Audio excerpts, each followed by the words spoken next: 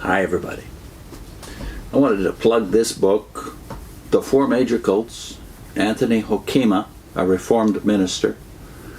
I was aware of this book when I was a Jehovah's Witness because evangelicals that I bumped into continually would cite it and even show it to me, their copy. It was one of the three major books on cults that existed back in the day, that is in the 1970s. The first one was Van Balen, another Reformed minister, The Chaos of Cults. The original edition of that had come out in the 1930s and it was being revised continually until the 60s. And then this came out in 1963.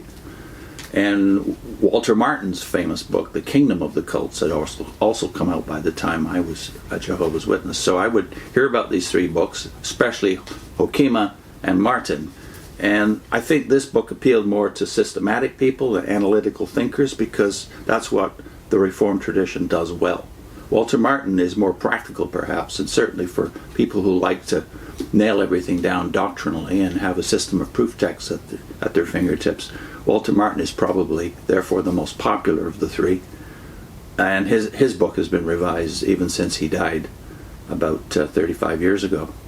But this book has a wonderful section at the end, which I'll get to in a minute. I just wanted to read you some of the reviews of this book when it first came out, by the way, published by Eerdmans. The Christian Herald said, "No volume that has come into my hands answers so fully the questions that a thoughtful Christian inevitably must raise." And Harold Linsell, who later was the editor of Christianity Today, and this is in Christianity Today, he says this, "A splendid piece of work. The presentation is fair and accurate, far and away the best one-volume treatment of these four cults. Will not be readily superseded," says Reformation Review. "Christians who wish to obtain accurate scholarly information on the cults will find it here, presented in language they can understand, and with a clarity which makes the book a pleasure to read." And the Presbyterian Guardian says, "If no more than one work on the cults can be included in any home or church library, this should by all means be the one." High praise. What are the four cults? Well, that's one of the strengths of Martin and Van Balen's books, is that they include more than the four. This is an analysis of the big four as they existed in 1963. And the big four, of course, are Christian Science, Jehovah's Witnesses, Mormonism, and Seventh-day Adventism. The latter, by the way, is one of the areas of dispute between Martin and the other two. The Reformed tend to think of Seventh-day Adventism as a cult, a full-blown cult, whereas Martin is definitely not that dogmatic about it. So that's an issue for another video. The part of the book I'd like to look at here, though, is his analysis of what are the distinctive traits of the cult. This is on page 373 of the book, chapter 6. I'll read his intro to that subject because it will take more than one video to cover all of these traits. We'll deal with the intro and the first characteristic or distinctive traits of cults in this video. The purpose of this chapter will be to set forth the distinctive traits or characteristics of the cult so that we may better understand what it is that makes a cult, and what it is that distinguishes a cult from a branch of the Church of Jesus Christ. After this has been done, a question previously referred to, namely whether Seventh-day Adventism should be listed among the cults or should be classed with the historic Christian churches, will be discussed. In attempting to discern the traits of the cult, our aim will not be merely to find undesirable characteristics in the cult so that we may whitewash the churches. As was said in the opening chapter, there is much which the churches can learn from the cults. Besides, as we shall see, certain undesirable cultic traits are also found, to a lesser degree, in the church. One of the most important lessons the church may learn from a study of the cults is that of always being on its guard against the danger of imitating those characteristics of the cult which are definitely anti-scriptural. Now he has the subhead terminology. A word should be said about terminology. In this chapter, as in the rest of the book, the term cult will be used to designate the type of religious group being described in preference to the term sect. Though in some ways these two terms are synonymous, the word sect has a wider range of meaning. than the word cult. Sect, derived from the Latin sequi, meaning to follow, may describe any dissenting or schismatic religious body, which may or may not have parted company with a longer established communion. What is called a sect depends on the point of view taken.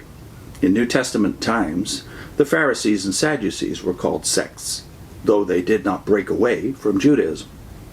In the sense of the definition given above, Christianity could be called a sect of Judaism.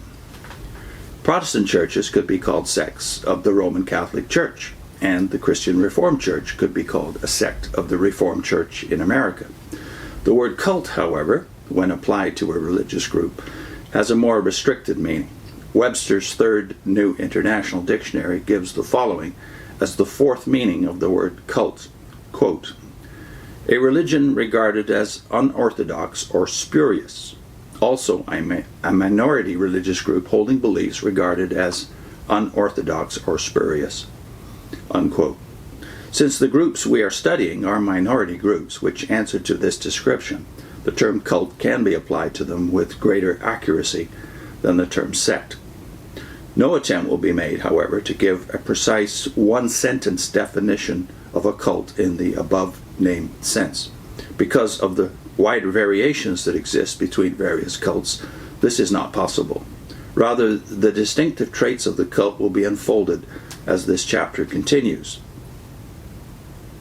Some general characteristics. We may begin by observing that cults or sects have sprung up in each of the three major divisions of Christendom: Eastern Orthodoxy, Roman Catholicism, and Protestantism.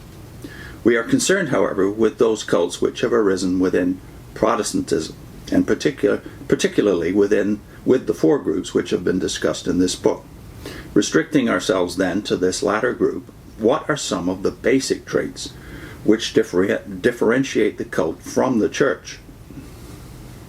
It is extremely difficult to answer this question, since there are a number of characteristics found in the cults which are also found to a lesser degree in the churches.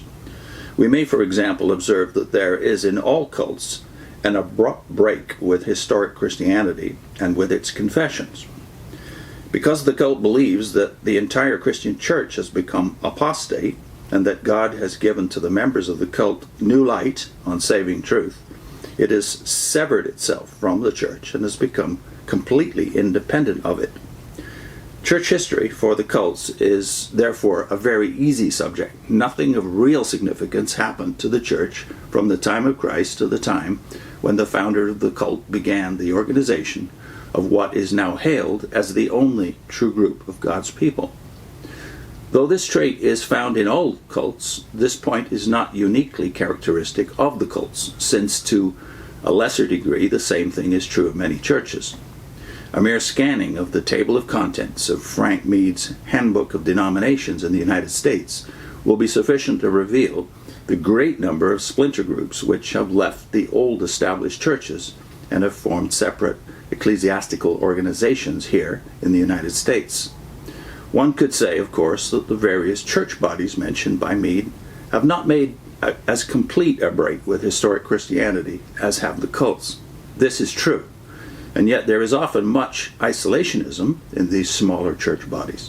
One could further observe that the difference between a cult and a Christian denomination, which is separated from a parent body, is that the denomination regrets the fragmented condition of the body of Christ, whereas the cult is happy about its separation and perfectly content to remain separated.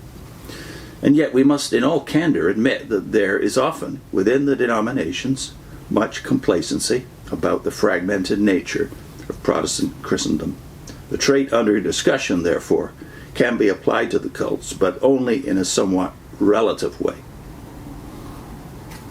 Next time he's going to be dealing with the tendency to major in minors and the perfectionism that's inherent in all the cults. I'll put in a link to our discussion in 3 videos of what we discovered when we found out we couldn't trust our own opinions anymore after leaving Jehovah's Witnesses. We couldn't trust our own interpretive powers when it came to the Bible even. So one of the principles we learned pretty early is the principle of the Catholic consensus. That is, what has been the consensus of the church over the 2,000 years? And it's not that hard to figure that out, let's say in the 2nd and the 3rd centuries, or even in the 1st, because there are things in the 1st century, even when the apostles are alive, that the disciples, even the apostles, seem to be, or if not divided over, let's just say they have differing opinions and different emphases. That's right there in the New Testament. So how do we think about that if we're Christians? We did 3 videos on the famous discussion of Christ with the disciples, usually called the Last Supper, but it covers a little bit more than that in the Gospel of John. So we covered chapters 14 to 17 in these 3 videos. Does Christ anticipate that the apostolic churches will survive and thrive, or does he anticipate that the churches founded by the apostles will go into apostasy when the apostles are gone? So I'll put that link in, the link to the first of those 3 videos. And next time, the cult's tendency to major in minors and their tendency towards perfectionism.